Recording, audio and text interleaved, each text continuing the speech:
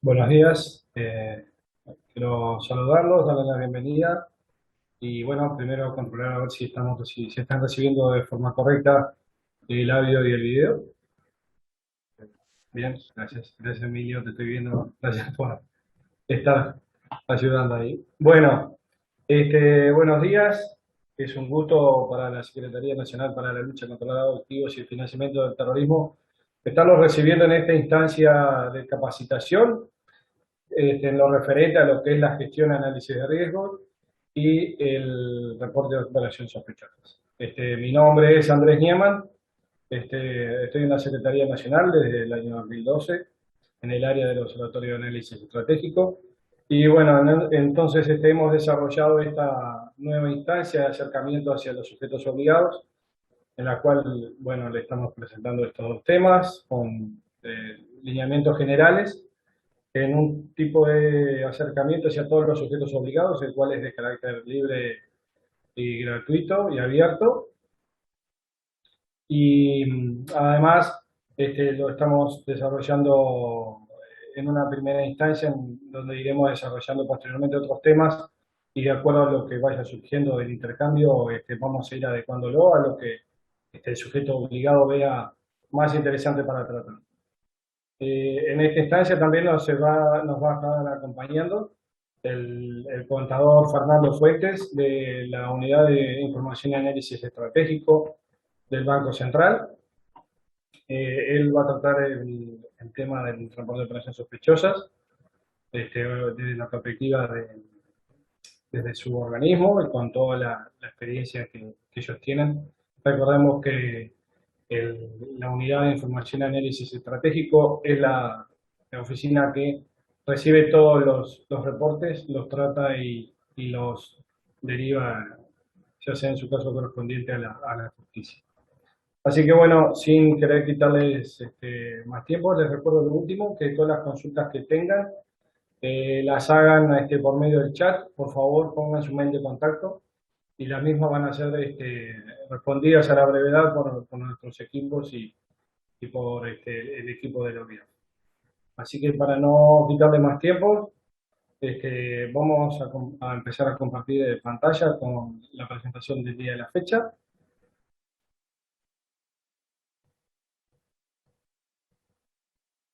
¿Se está viendo bien?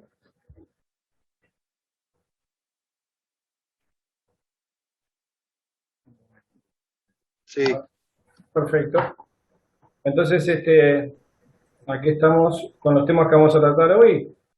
La agenda va a tratar lo que es la legislación aplicable en cuanto a la gestión y el análisis de los riesgos, los artículos de la ley 19.574 y el decreto 379 que tratan estos temas, la definición y administración de riesgos, de lavado de activos, financiamiento del terrorismo y proliferación de armas de destrucción masiva, cuáles son las principales amenazas, vulnerabilidades e impactos que tenemos sobre el sector, cuáles son los factores de riesgo que afectan al sector de zonas francas, y vamos a exponer un par de tipologías delictuales derivadas de lo que es la experiencia del Grupo de Acción Financiera de Latinoamérica, el Grupo Regional de Gafi, que hace recopilación de todos los casos de lavado de activos y financiamiento del terrorismo y desarrolla lo que es la tipología para compartir con los países y se tenga una referencia eh, real, una referencia que ha pasado cumplida en nuestros países para que tengan una referencia de qué se trata cuando estamos hablando de estos temas. Con respecto a la legislación aplicable, podemos decir que la ley 19.574 del 20 de diciembre del 17 trata en su artículo 16 lo que son las medidas de debida diligencia, la aplicación de las medidas de debida diligencia. ¿De qué trata fundamentalmente? Es que establece que los sujetos obligados podrán determinar las medidas de aplicación de riesgos dependiendo del tipo de cliente, del tipo de negocio y el producto y operación del cual realiza. En todos los casos, se pide a los sujetos obligados que deben estar en condiciones de mostrar a las autoridades competentes de las medidas adoptadas.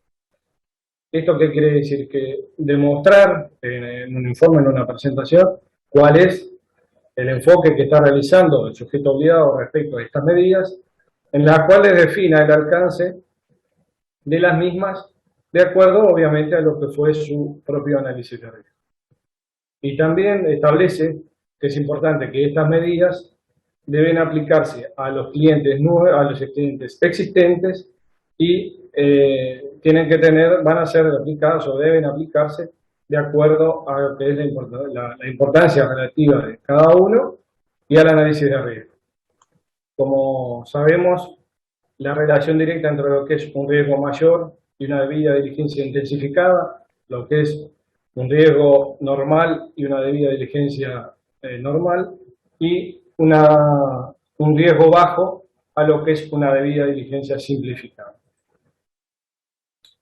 En lo que tiene que ver con la reglamentación de la ley, el decreto 379 establece que en el artículo 4 los sujetos obligados deberán hacer una evaluación de riesgos de lavado de activos, financiamiento del terrorismo y proliferación de la destrucción masiva. ¿Para qué? Para identificar y evaluar los riesgos que, en términos generales, establecemos que provienen de tres vertientes fundamentales, que son el cliente, la operativa y el factor geográfico. Tengamos en cuenta que cuando hacemos esta evaluación de riesgos y establecemos las medidas, o sea, la misma evaluación y las medidas posteriores para enfrentar los riesgos de lavado de activos, también recordemos están los riesgos de financiamiento del terrorismo y proliferación de armas de destrucción masiva. Estos dos últimos los sentimos, los referenciamos mucho más distantes de lo que es la actividad, pero no quiere decir que los mismos no estén presentes. Cuando hablamos de lavado de activos, recordemos que el lavado de activos tiene como condición fundamental la existencia de un delito determinante. El delito determinante, los 33 delitos determinantes establecidos en la ley 19.574, tienen que estar presentes para que se conjugue el lavado de activos. En cuanto al financiamiento del terrorismo, la diferencia es que su financiamiento puede venir tanto de fuentes lícitas como ilícitas. Como decíamos, el lavado de activos solo proviene de fuentes ilícitas, de esas tres denominadas conductas delictivas predeterminantes, y el financiamiento del terrorismo no debe necesariamente tener una fuente de financiamiento ilícito. En muchas ocasiones diversos grupos terroristas establecen, ya sean fuentes fachadas, como puede ser una organización sin fines de lucro, por la cual bajo una noble causa puede juntar fondos para su actividad y estar siendo volcados para financiar o ayudar a grupos o a integrantes de grupos terroristas.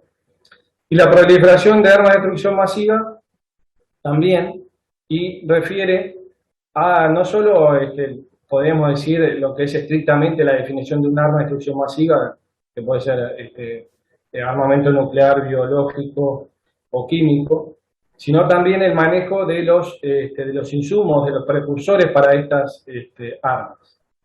Por ejemplo, tenemos insumos que pueden ser químicos precursores químicos para realizar armas biológicas o químicas, o insumos de ingeniería para realizar cualquier tipo de software, para realizar cualquier arma o proceso para realizar armas de destrucción masiva, desde lo que tiene que ver con insumos para la actividad nuclear o para la actividad química o biológica. Entonces, necesita un poco de ampliar un poco el espectro para estos dos últimos delitos. Obviamente que es muy difícil para el sujeto obligado reconocer directamente lo que es alguna de estas actividades, pero justamente basados en lo que es la experiencia, el conocimiento del sujeto obligado de su actividad, puede estar alerta o estar atento a que cualquier situación que pueda vincularse con este tipo de actividad puede ser algo sospechoso a reportar. Entonces, bueno, eso es importante que se tenga en cuenta, que como después el contador Fuentes va a explicarlas muy bien, lo que se trata es que el sujeto obligado reporte una operación inusual, realizada o tentada, y no tanto que se fije o que se considere de que se trata de que sean una unidad investigativa, sino nada más que de acuerdo a sus usos y costumbres y algunos factores que vamos a estar desarrollando, reporten esa actividad que es inusual de acuerdo al cliente o de acuerdo a la geografía o de acuerdo a la operación que ustedes están visualizando, que ustedes están determinando. Así que es importante tener eso en cuenta. Con respecto a la administración de riesgos, el artículo número 5 lo que establece es que para administrarlos el sujeto obligado debe establecer políticas y procedimientos. ¿Para qué? Para prevenir, detectar y reportar las operaciones sospechosas. Como decíamos, eso es lo importante. Identificar los riesgos que tiene la actividad y los clientes con los cuales operamos y de las procedencias geográficas que tiene. Evaluar cuáles son sus posibilidades de ocurrencia o impacto para determinar e ir ponderando y determinando cuáles son los riesgos mayores, el riesgo medio, el riesgo bajo. Y una vez identificados estos riesgos, implementar las medidas de control adecuadas para mitigarlos. Recordemos esa relación directa entre riesgo mayor, medidas intensificadas, riesgos medios normales y riesgos bajos simplificados. Estas políticas y estos procedimientos deben estarse corriendo constantemente con los clientes, con las operativas y con las procedencias geográficas que el sujeto obligado trata. Y monitorearlos periódicamente de acuerdo a la actividad y los resultados de los controles aplicados y su grado de efectividad. ¿Qué quiere decir esto? El proceso de implementación de las políticas de prevención de lavado de activos, financiamiento del terrorismo y proliferación de armas de destrucción masiva deben monitorearse periódicamente. ¿Cómo esto va a estar determinado? De acuerdo a las características del negocio que tengamos. Ante un sujeto obligado que realice operaciones y tenga clientes y procedencias de negocios o de los mismos que sean regulares, que sean más o menos siempre los mismos, el monitoreo va a estar despaciado más en el tiempo que algún sujeto obligado, el cual tenga diversas actividades, diversas operativas y el trato con clientes de numerosas procedencias geográficas. Y bueno, y el artículo 10 del decreto 379 lo que determina es que el grado, como veníamos diciendo, es el enfoque basado en riesgos. El enfoque basado en riesgos se aplica en numerosas actividades comerciales, financieras, económicas y de cualquier otro tipo.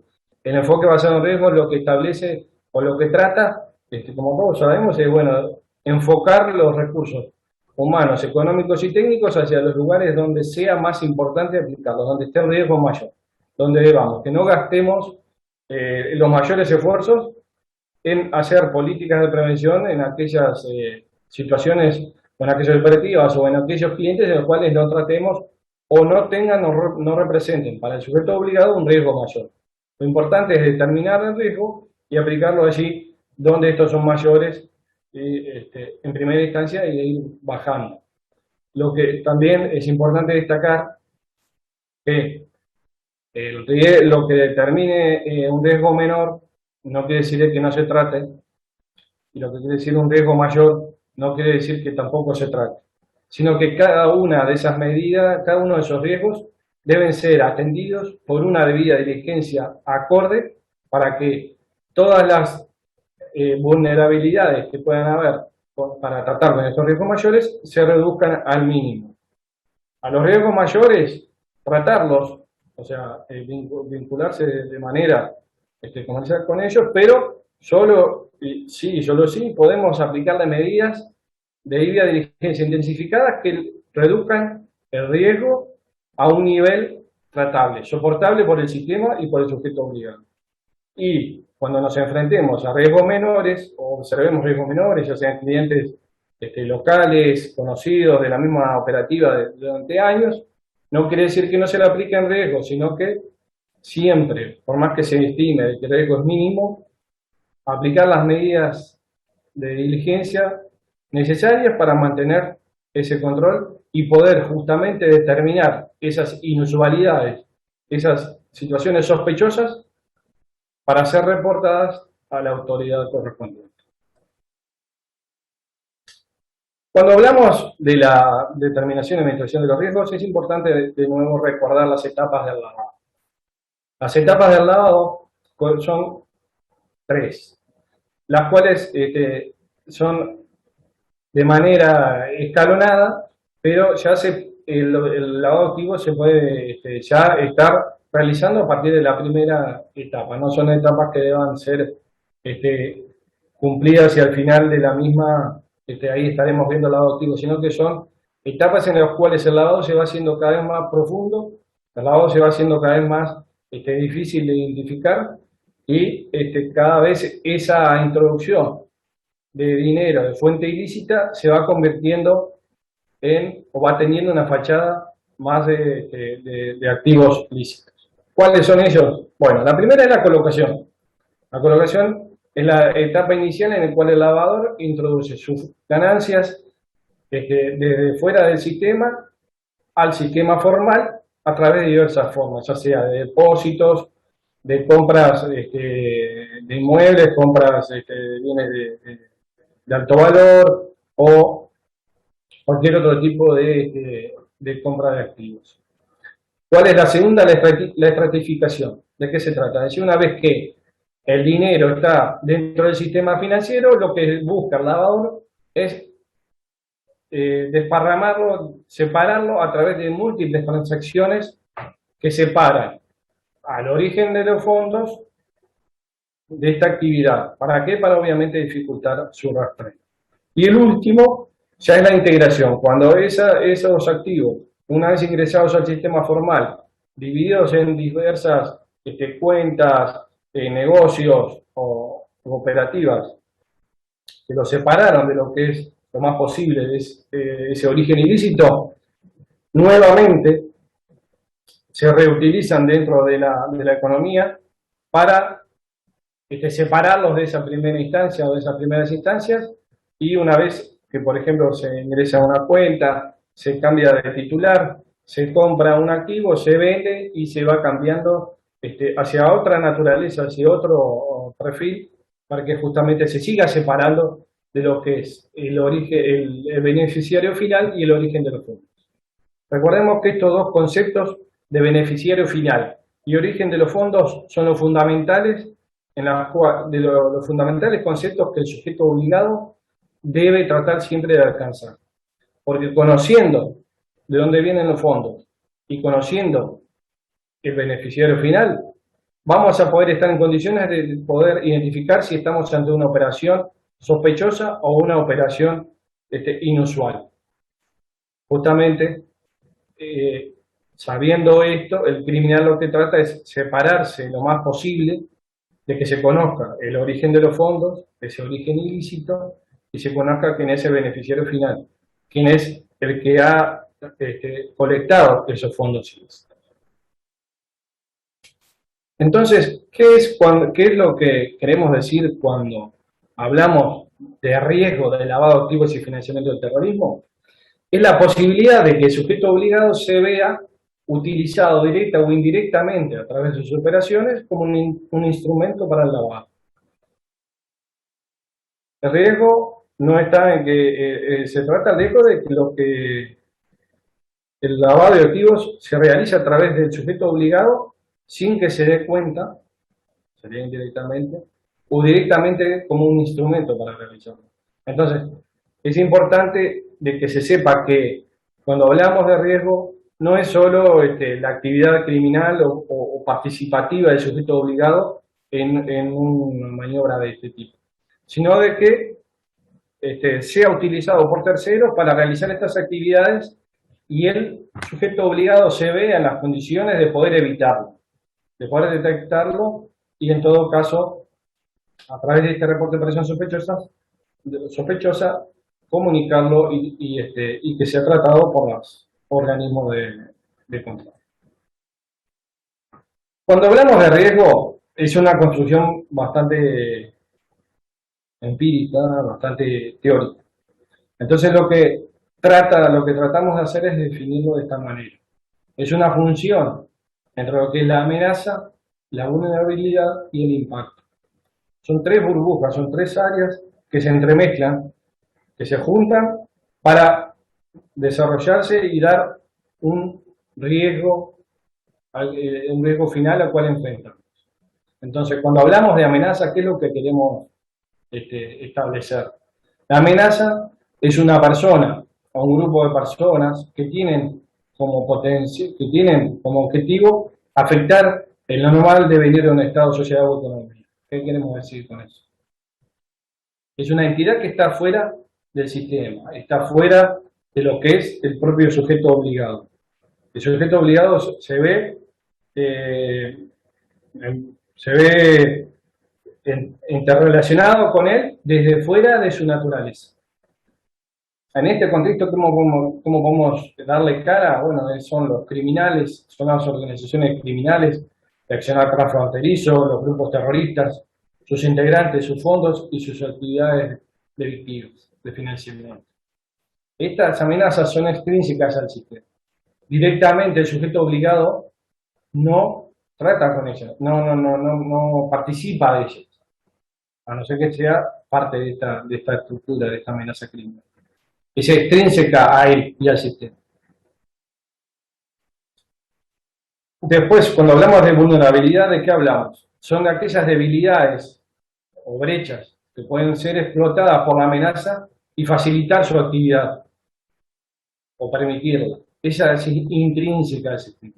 Es allí donde el papel del sujeto obligado en la aplicación de las normas de prevención de lavado de activos y financiamiento del terrorismo se vuelve un actor principal y relevante. Esta función, esta burbuja sí es intrínseca al sistema y pertenece y es propia actividad del sujeto obligado. Esas brechas que existen, tanto la normativa, tanto el sujeto obligado, tanto el ciudadano normal, tratan de achicarlas y de hacerlas lo más cerradas posible para que la amenaza no pueda colarse a través de la misma, no pueda actuar. Ahí el sistema normativo, como les decía, y las medidas de prevención, las medidas de evaluación de los riesgos y de la aplicación de las medidas de prevención, hacen que esas vulnerabilidades sean lo más pequeñas posible. Vamos a decir, el objetivo de todo el sistema es que estas sean reducidas al mínimo. Y el otro factor que ayuda a dar ese valor absoluto de riesgo es la consecuencia. Cuando hablamos de consecuencia, ¿a qué se refiere? Al impacto o daño que el lavado de activos, financiamiento del terrorismo y proliferación de armas de destrucción masiva puede causar o puede determinar sobre las instituciones financieras, la economía y toda la sociedad, y obviamente el sujeto obligado. Las consecuencias del lavado de activos y de todos estos delitos atraviesan transversalmente a toda la sociedad. O sea, por una manera u otra van afectando, van desarmando o desfigurando los mercados económicos financieros, los sistemas de colección de fondos para lo que es el tratamiento de las políticas de seguridad, las políticas de educación, las políticas de salud. O sea, todo lo que tiene que ver con lo que es la actividad de un Estado se ven afectadas por estos delitos. Y todas, como vemos aquí, todas actúan en conjunto. Es toda una masa que va actuando en conjunto y determinando riesgos que están intentando continuamente ingresar al sistema formal para poder explotar esos fondos, para crecer y para seguir funcionando o para realizar sus actividades en lo que es la sociedad actual. ¿Cuáles son estas principales amenazas, vulnerabilidades e impactos que vemos sobre el sector no financiero? De acuerdo a lo que es la evaluación de riesgos de 2017, las principales modalidades delictivas que tenemos en el país son narcotráfico, contrabando, corrupción, delito fiscal y trata de personas. Lo que queremos decir con estas modalidades es que no son las únicas que se dan, sí son las principales de acuerdo a los estudios que habíamos dicho de esa función de vulnerabilidad, de amenaza, vulnerabilidad e impacto. Y con respecto también a todas las otras modalidades delictivas precedentes lavautivos, que son 33, más el autolavado, todas ellas también influyen y generan fondos ilícitos que ingresan al sistema formal, pero como les decíamos, estos 5 son los principales, los fundamentales. Con respecto más estrictamente a lo que es zonas francas, el delito fiscal se podría canalizar a través de lo que pueden ser subfacturación o sobrefacturación, falsas operaciones de trading y utilización de empresas ficticias o empresas pantalla. A través de delitos bancarios, a través de la falsificación de mercaderías, a través de delitos de corrupción, utilizando instrumentos societarios para disimular el beneficiario final del origen de los fondos, y a través de actividades de contrabando de mercaderías y utilización de insumos en procesos industriales. Con respecto a las vulnerabilidades que podemos ver en el sector, podemos determinar algunas, como por ejemplo la cultura de cumplimiento en el proceso de desarrollo de las medidas de prevención. Producido en otras palabras, el desarrollo de las medidas de prevención en todo el sector no financiero ha llevado a la creación de una cultura antilavado, de una cultura de prevención. Este proceso es un proceso que es incremental, va generando a través del conocimiento, de la interacción, de estas instancias que estamos realizando, va llevando ese concepto a lo que es la normalidad del negocio de sujeto obligado.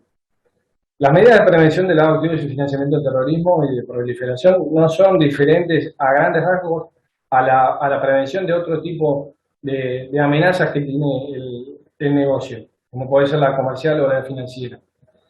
En esto, todos ustedes en sus ámbitos laborales tienen la evaluación de riesgos para diversas operativas, para diversos clientes. En ese sentido, lo único que se hace es enfocarlo a el objetivo que es la prevención. Entonces, ese desarrollo de la cultura va creciendo, va desarrollando, y a veces tenemos sectores que son más receptivos o que lo tienen más incorporado y otros que les dificulta. Recuerden que en el sector no financiero tenemos desde casinos, rematadores y organizaciones sin fines de lucro hasta proveedores de servicios societarios, zonas francas, escribanos, abogados, contadores y actividades inmobiliarias, rematadores. Una cantidad de representantes del sector no financiero totalmente heterogéneos y que son muy heterogéneos a la interna de cada uno de los sectores. Hablando específicamente de lo que es zonas francas, es uno de los sectores de los cuales su actividad es más heterogénea.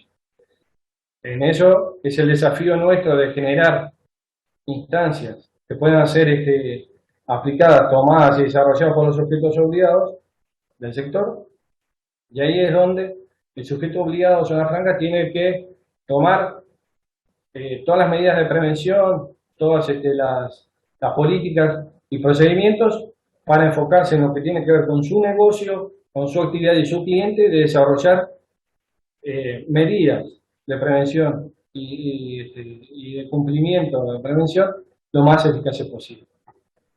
Otro punto son las dificultades para el conocimiento del ambiente de la actividad. En este sector se tiene la suerte de que generalmente los sujetos obligados pueden tener medidas más robustas de prevención del lavado y financiamiento del terrorismo, de debida diligencia, de conocimiento y desarrollo de especialidades que los ayudan a tener un conocimiento del ambiente de la actividad en cuanto a cuáles son los principales peligros, las principales amenazas, cuáles son las principales jurisdicciones de riesgo o negocios de riesgo.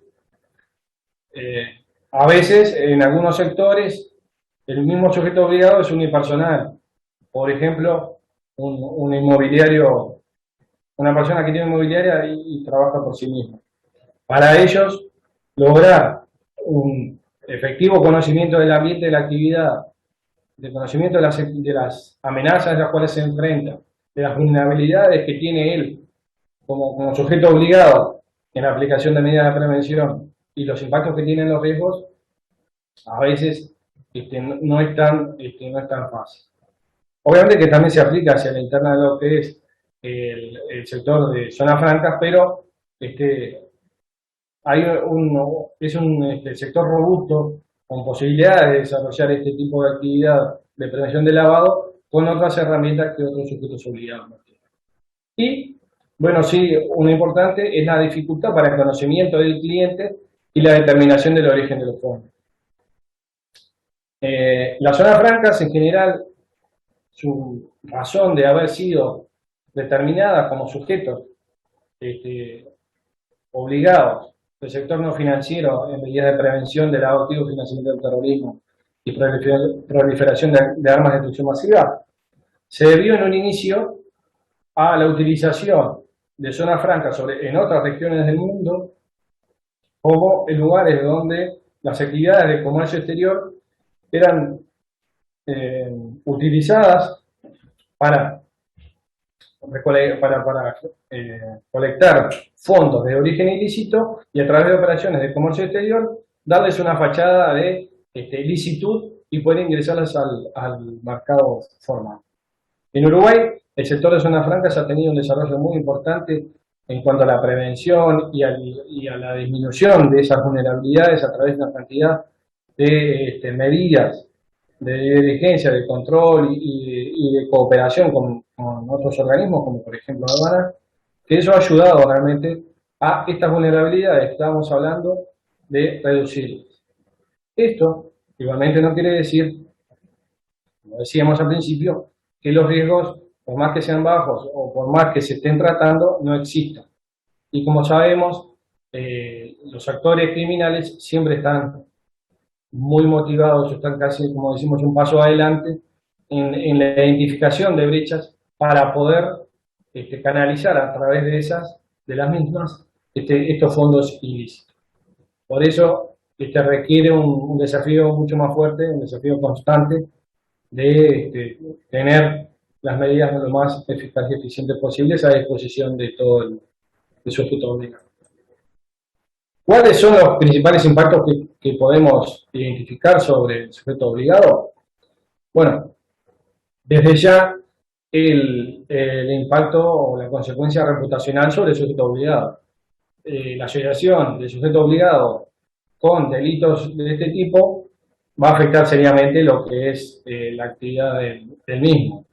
Que sea el nombre de la empresa, del sujeto obligado, vinculado a estas actividades, obviamente va a generar un impacto muy fuerte sobre la actividad del sujeto. Otro tipo de impactos, bueno, son los que tienen que ver con el cumplimiento de las medidas de prevención. La Secretaría Nacional para la Lucha contra los Adictivos y el Financiamiento del Terrorismo tiene como misión ser el organismo fiscalizador y supervisor del sector financiero. A través de lo que son las fiscalizaciones y a través del contacto con el mismo, realiza diversos tipos de controles en los cuales, identificadas debilidades en los mismos, puede llegar a determinar apercibimientos, observaciones y multas. Y en caso de que se dé un grado de participación ya más directa del sujeto obligado, puede tener consecuencias legales que derivarán en lo que son formalizaciones o sentencias. Y bueno, como redondeando toda esta gama de impactos, obviamente y fundamentalmente el económico a través de todas las pérdidas que el sujeto obligado va a tener por este tipo de problemas, de fallas debilidades. Para más o menos bajar un poco más y llevarlo a lo que es una pequeña evaluación rápida de riesgo, nosotros, como habíamos dicho, son tres vectores fundamentales que seguimos, que profundizamos su control, que son los clientes, la operativa y la presencia geográfica. Un riesgo mayor de lavado de activos y financiamiento de terrorismo va a ser como, por ejemplo, si tenemos un cliente el cual no muestra una clara correlación entre lo que es el perfil socioeconómico de sus actividades, cuáles actividades son un poco oscuras en cuanto a qué es lo que realiza, la información que nos brinda es un poco vaga, la información es difícil de conseguir o no es fácilmente contrastable con lo que son nuestras herramientas de diligencia. El cliente realiza operativas en las cuales son son arquitecturas complicadas, en las cuales no es claramente detectable quién es el beneficiario final, cuál es el origen de los fondos, o que es una operativa un poco inusual para la actividad.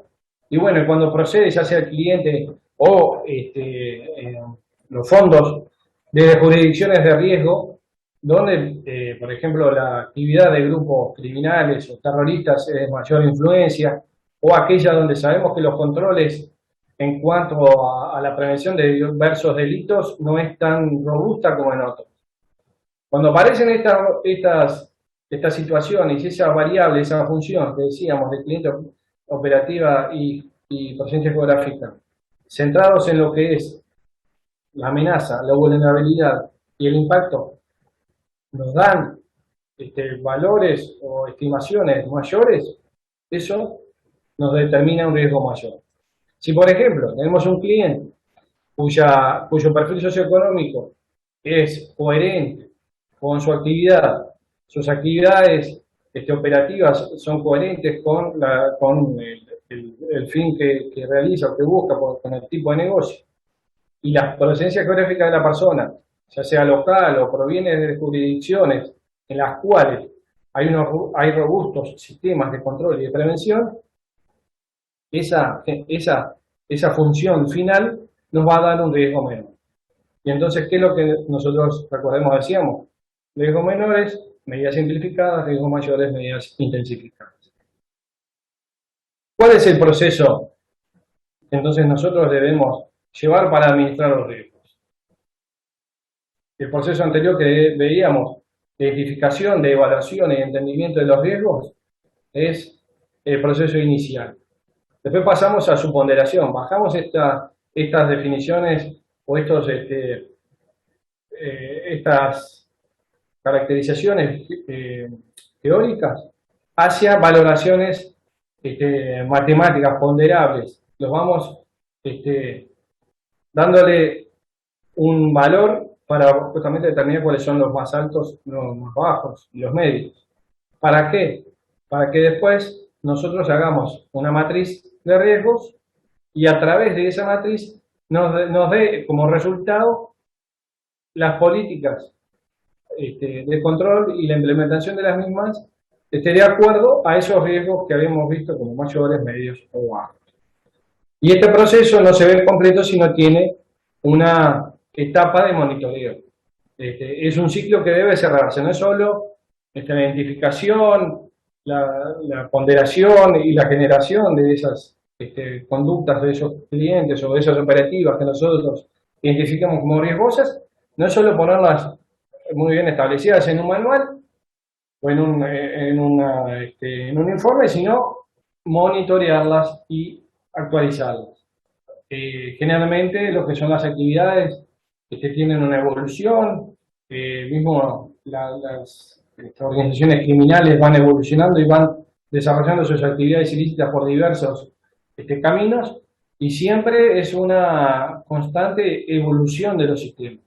Y esa evolución, en este caso criminal, una evolución negativa, una evolución triste, vamos a decir, debe tener un monitoreo que nos dé una devolución, que nos dé un diagnóstico si lo estamos haciendo de manera oportuna y eficaz y eficiente, a través de vamos a decirle, la presentación y el corrimiento de nuevo del sistema de prevención, de acuerdo, como les decíamos, a esa evolución que tiene el negocio. Si mantenemos un negocio más o menos constante, con los mismos clientes, la misma operativa, los mismos montos, ese monitoreo va a estar más separado en el tiempo.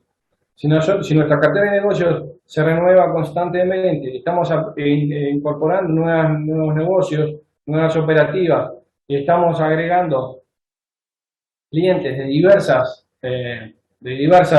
jurisdicciones, vamos a requerir de que este proceso de estas políticas de prevención de lavado de activos necesariamente sean evaluadas y controladas de su efectividad de una manera más periódica, cada menos tiempo. Bueno, aquí les mostramos nada más que un ejemplo de lo que es una matriz de riesgos, que podamos, bueno, determinar, de acuerdo a la probabilidad de impacto, cuáles son los más altos. Vamos categorizando los clientes de tal jurisdicción, ¿no?, de tal negocio con un valor de riesgo, alto, medio, bajo. Vamos a utilizar estas ponderaciones numéricas de 0, 5, 10, eso ustedes saben, lo manejan de acuerdo a lo que utilizan normalmente, lo que es la ponderación de riesgos financieros o comerciales. Y bueno, vamos viendo valores más altos de riesgo, que los vamos para darle una visualización más amigable de colores como de rojo, de amarillo, todo medio de los de verde, los de rojo. Esto lo que determina es, como les decía, aquella enumeración final de riesgos mayores a los cuales debemos tratar con medidas de debida diligencia intensificada, las normales, medias y las de bajo, simple. Acá es una simple enumeración de los riesgos menores, normales y mayores, como las debidas diligencias van aumentando en su exploración, en su búsqueda de mayores datos del cliente, ¿no? O sea, vamos buscando mayores certezas para ir disminuyendo esas inusualidades o esas sospechas que tenemos, para que cuando lleguemos al final de este proceso de debida diligencia podamos tener la tranquilidad de decir, bueno, conozco a través de los datos que colecté, a través de los datos que le pedí a mi cliente y que me los dio, tengo una imagen clara de lo que es el nivel de riesgo que él me representa, tengo claro las medidas de prevención que le voy a aplicar y tengo claro de las medidas de las cuales todavía me está faltando información. Y la otra es cuando tenemos clientes de los cuales no va cerrando la información, de los cuales necesito ir subiendo más para poder tener que ese perfil socioeconómico del negocio se condiga, se relacione de una manera coherente con lo que es el sujeto, el cliente, y así evitar de lo que es cualquier otra vulnerabilidad que podamos tener, cualquier brecha que podamos tener, en las cuales nos puede utilizar para hacer un lavado de activos. Entonces es importante de que siempre este proceso de debida diligencia nos dé un resultado positivo, que va a ser el tratamiento normal, y ante una situación negativa de inusualidad o de sospecha, se realice el reporte de operación sospechosa. En lo que tiene que ver con las medidas de implementación y de políticas, podemos decir que, bueno, existen 4 grandes capítulos. Uno, una vez que tenemos, como decíamos, los riesgos identificados y ponderados y de acuerdo a nuestra matriz de riesgo, decimos, bueno, los clientes de tal nacionalidad, con este tipo de operativas y este tipo de posición geográfica nos representan un riesgo alto, este tipo de actividad con un cliente local, con una operativa conocida y con datos suficientes para poder tener una clara determinación del origen de los fondos, y el beneficiario final me es de un riesgo bajo, va a terminar al fondo de la matriz. Cuando tengamos todo eso ya discriminado con todos los negocios, todos los clientes y todas las potencias que nosotros trabajamos, vamos a determinar esas políticas que decíamos de prevención. Esas políticas, ¿cómo se transforman en algo plausible? Bueno, en la asignación de las tareas de cumplimiento, en la creación o nombramiento de un oficial de cumplimiento, de una oficina de cumplimiento, que se dedique a eso, que tenga autoridad como para poder efectuar esas medidas en el interna de la empresa, que sea lo más independientemente posible su actividad de lo que es la dirección, más allá que la dirección siempre es la responsable, pero que actúe con esa camiseta puesta de lo que es la prevención, eso es lo importante, que tenga protocolos de actuación en la cual esté claramente determinado qué hay que hacer en frente a determinada situación, qué información pedir, qué plazos establecer, cómo tratar, qué medidas de resguardo tenemos que tener y que hayan políticas de selección de clientes. Es importante que el sujeto obligado tenga una política de selección de clientes en las cuales enfoque su actividad hacia clientes que son con un riesgo inicial menor, o sea, que evite determinado tipo de actividades en las cuales pueda tener una exposición mayor al lavado de activos y financiamiento del terrorismo. ¿Qué medidas de control? También tiene que implementar medidas de control, controles internos, cumplimientos determinados, ¿no? O sea, cada cuánto nosotros tenemos que estar realizando un monitoreo, el cumplimiento de todas las normativas que tenemos en cuanto, por ejemplo, al resguardo de los registros, a una política actualizada de prevención en cuanto a lo que es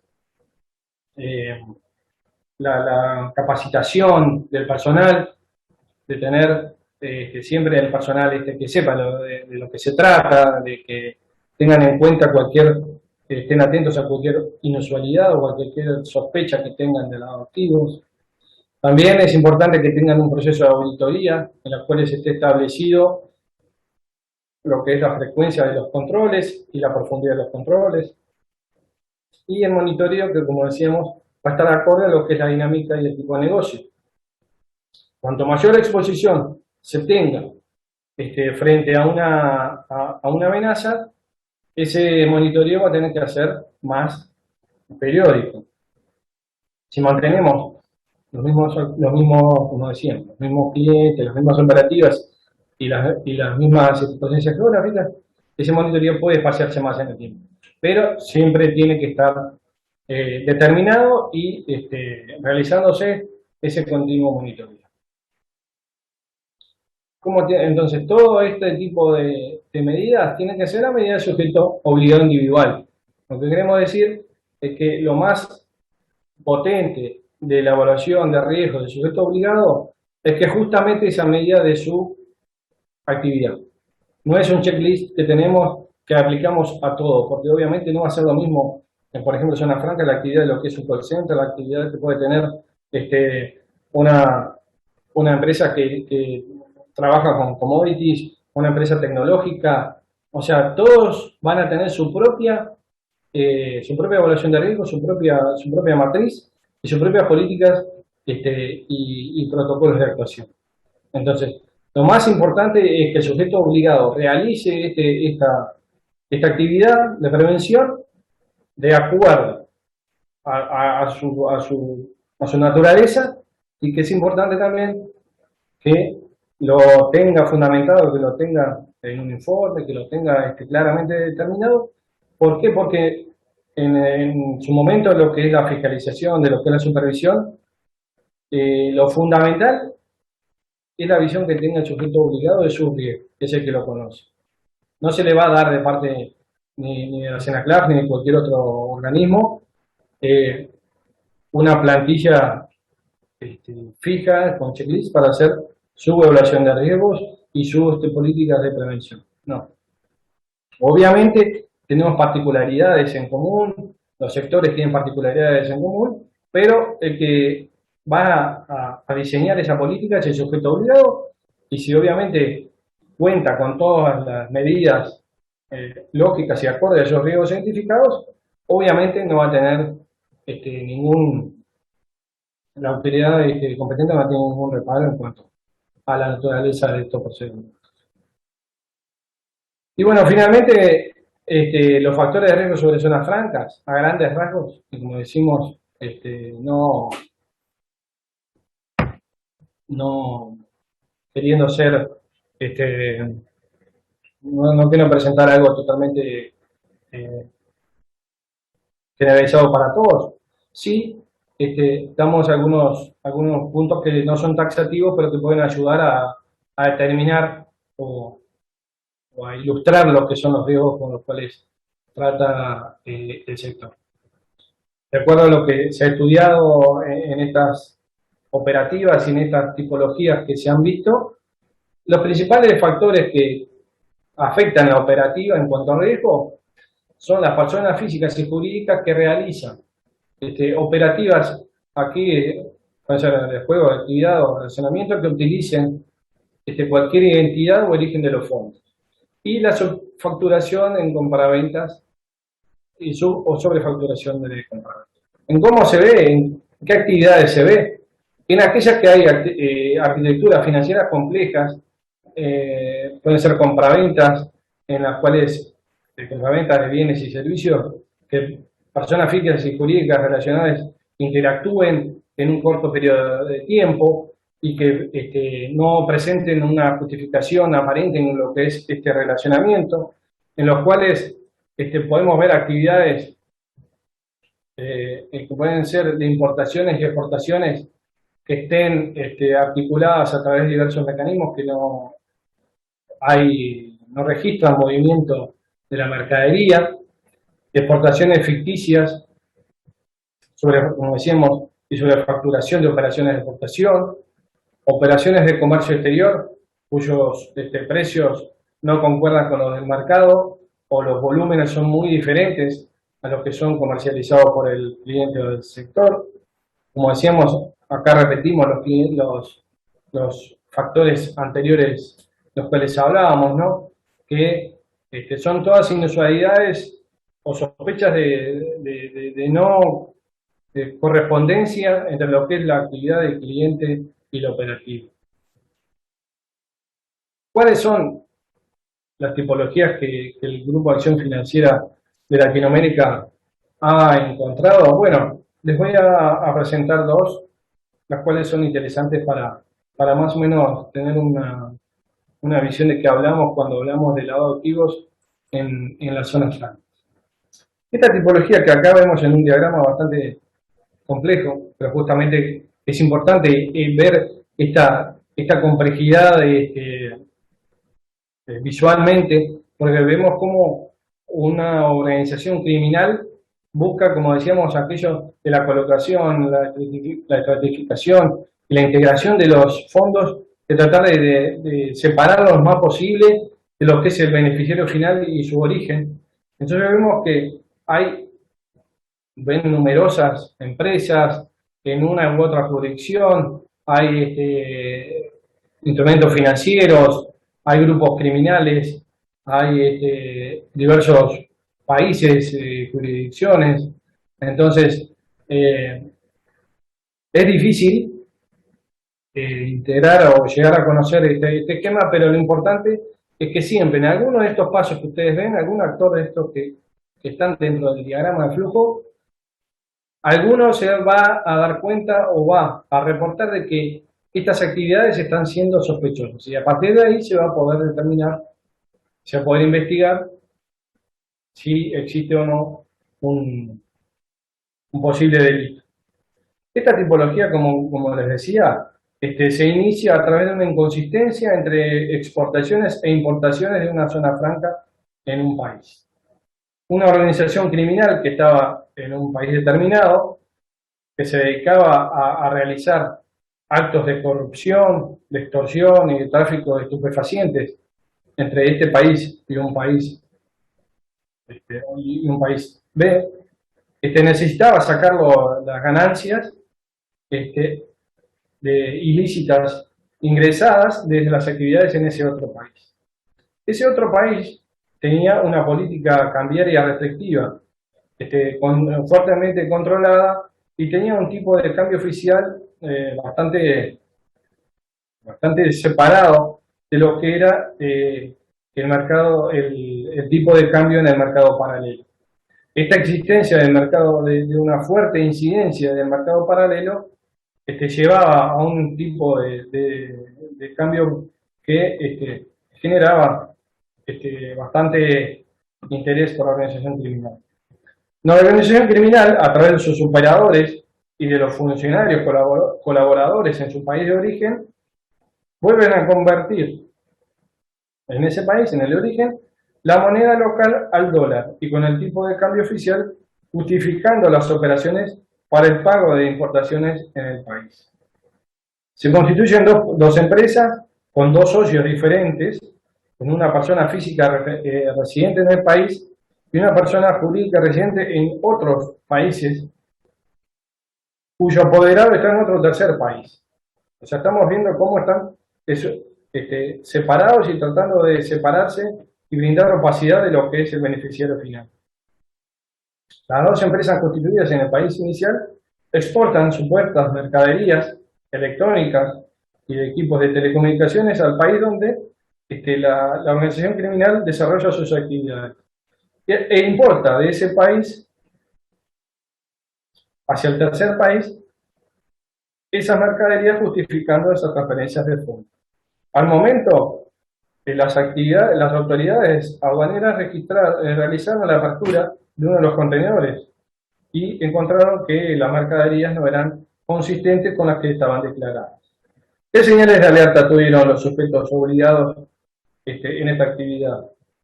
Las operaciones de importaciones y exportaciones en las zonas francas estaban siendo incongruentes con las declaraciones de aduana y los movimientos de fondos, que dos empresas presentaban el mismo domicilio, el mismo número de teléfono, mismo correo electrónico, mismos socios y mismos apoderados.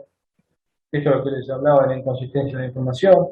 Las empresas con dos accionistas, una persona física residente y una persona física no residente, constituida en un paraíso fiscal. Apoderados, nacionalidades extranjeras, coincidentes con el país donde se recibían los pagos de las exportaciones. También, otra señal de alerta era que a un año de la constitución y funcionamiento de las empresas se realizaban transferencias a cuentas de la accionista registrada en el territorio offshore, justificado como anticipo de distribución de utilidades, la existencia de mercaderías importadas y reexportadas en zonas francas que tenían sobrevaloraciones importantísimas, cobro de exportaciones a través de convenios de pago y créditos recíprocos de instrumentos de organismos internacionales, en este caso de la LADI, despachos de exportación donde se vinculan dos despachos de importaciones en zonas francas con datos dudosos de cantidad, precio y peso, y productos que había inconsistencia entre las cantidades, pesos, kilos importados con los reexportados a precios inferiores de las importaciones previas de la zona franca. Son varias señales de las cuales van determinando, como les decía, que no es necesario tener una instancia investigativa tipo criminal, sino estamos viendo que son todas inconsistencias en cuanto a la normalidad y la tradición, vamos a decir, de esos negocios. Aparecen sujetos fuera de lo normal, aparecen operaciones fuera de normal, aparecen montos fuera de normal, aparecen operativas que no son normales de exportación, reexportación, subfacturación, sobrefacturación, triangulación de pagos, adelantos, toda una cantidad de instancias de las cuales son totalmente inusuales a lo que es la actividad normal. Ahí está entonces en alguna de estas les va a pasar por delante, vamos a decir, al sujeto obligado, y cuando esas actividades no le sean normales, ahí está justificada ese reporte de operación sospechosa. Otro tipo, la otra actividad que podemos mostrarles hoy es una situación de lavado de activos provenientes del contrabando y la evasión fiscal. ¿Qué podemos decir? Que esta tipología está referida a lo que es el envío que realizaba una empresa, que realiza una empresa o más empresas locales de grandes cantidades de dinero a través de giros internacionales a una empresa en el extranjero, indicando como motivo de la transferencia la compraventa de teléfonos celulares y sus accesorios. La empresa en el extranjero tiene como principal actividad la exportación de teléfonos celulares, accesorios y equipos electrónicos al por mayor. Sin embargo, los registros públicos, en especial los de las importaciones que realizan las empresas locales, no guardan correspondencia con los importes enviados a la empresa extranjera. Aquí ya estamos viendo una inusualidad. ¿Respecto a qué? A la operativa de la empresa. Los fondos que eran enviados a la empresa en el extranjero consisten en depósitos, los cuales se desconoce el origen de los fondos. Punto fundamental. El conocimiento del origen de los fondos no existía. Los mismos fueron realizados, en algunos casos, por personas con perfiles socioeconómicos no acordes a las transacciones realizadas.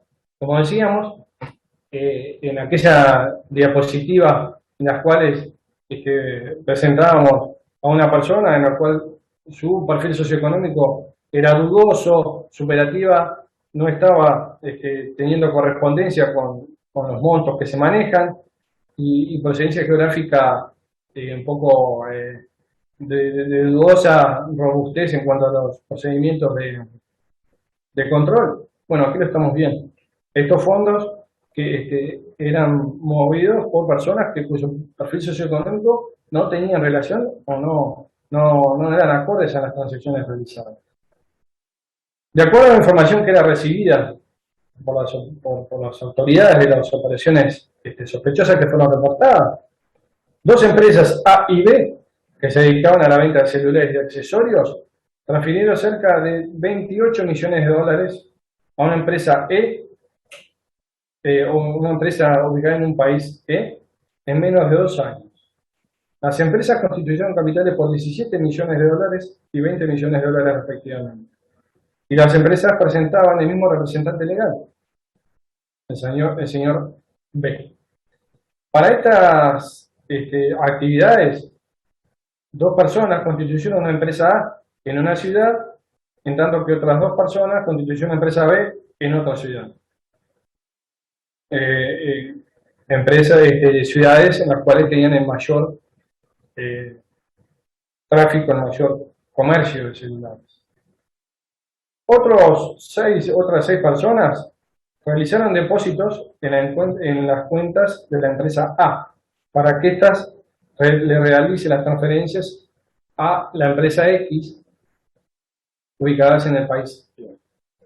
Esta empresa, que tiene además como presidente al denominado señor, a otra persona, al señor U, es socio de la empresa en el país A. O sea, tenemos aquí factores comunes en diversos países. Es importante observar que las personas que realizaron las transferencias a la empresa X de forma directa a nombre de la empresa B. Los socios de las empresas A y B realizaron los giros hacia la denominada empresa E, en el país E. Entonces, como que vemos que los fondos se van moviendo, se van triangulando desde dos empresas supuestamente totalmente distintas, en localidades distintas, pero que convergen a la misma empresa en otro país. Respecto a la información que la aduana recabó, de acuerdo al control de las importaciones y exportaciones, se registraron importaciones de las empresas A y B por un valor que no superó el $1.000.000. Otro dato importante es que la descripción comercial de la mercadería importada legalmente solo describe manuales y cajas para los celulares, pero no así los teléfonos propiamente dichos. Acá vemos estas inusualidades con respecto a lo que decíamos al principio de la no consistencia entre la cantidad de pesos y precios y naturalezas de los activos transados. Según los registros públicos de la autoridad tributaria, las empresas y personas registran un escaso movimiento económico y asimismo en algunos casos estarían dedicados a la comercialización en centros caracterizados por la baja formalidad de estos negocios. O sea, no están conduciendo, como vemos nuevamente, los perfiles socioeconómicos, los perfiles de la empresa, con las actividades que están siendo nombradas, que están siendo declaradas por los sujetos, por los comerciantes. Entonces, de acuerdo a los organismos de estadística, se puede decir que en el país se habían importado celulares por un monto de 40 millones de dólares, siendo el país el cual más importó, por un 88%. Y en este ejemplo, solo 2 empresas transfirieron por compras casi 28 millones de dólares, mucho más del 50%. Y casi todas las transferencias fueron realizadas a otro tercer país que no es el que registraba en los números de aduana el mayor monto de importación. ¿Cuáles son entonces las señales de alerta que pudieran haberse visto enfrentados los sujetos obligados? Grandes volúmenes de efectivo transferidos en un corto lapso de tiempo, la creación de empresas, la creación reciente de empresas y movimientos muy por debajo de los importes transferidos en la compra de mercadería, los valores registrados por las autoridades aduaneras que eran muy por debajo de los valores transferidos a la empresa extranjera, documentos de importación que reflejan discordancias en lo que es lo declarado y lo propiamente importado, empresas que van desarrollando actividades de diversa índole durante el proceso, empresas que se conoce el origen de los fondos, los cuales son depositados en diversas cuentas, depósitos realizados en cuentas de empresa local que son realizados por terceras personas que no guardan esta relación aparente con las empresas, autoridades tributarias que mantienen registros de escaso nulo movimiento por estas empresas que están realizando justamente grandes movimientos, depositantes locales y ordenantes de transferencias que figuran en registro como vendedores al por menor, que están realizando operaciones internacionales, movimientos de dinero no acordes obviamente al perfil socioeconómico y personas con escasa experiencia en el rubro. Como sea, son todas situaciones, son todas indicaciones que se basan siempre en lo mismo, en actividades inusuales de lo que es el cliente, la operativa o la presencia geográfica, las cuales son reportadas por el sujeto obligado. Y ese es el principal objetivo de todo el sistema. Que el sujeto colaborador, el sujeto obligado que colabora justamente en este esfuerzo, en cualquier situación que detecte que es diferente a lo que normalmente trata, vaya y lo reporte. Nada más que eso. Ese es el principal rol que se exige y el principal rol que fortalece el sistema de prevención de la lavado y financiación del terrorismo. Así que bueno, por aquí sería mi presentación. Espero que cualquier consulta que ustedes tengan vayan dejándola en el chat.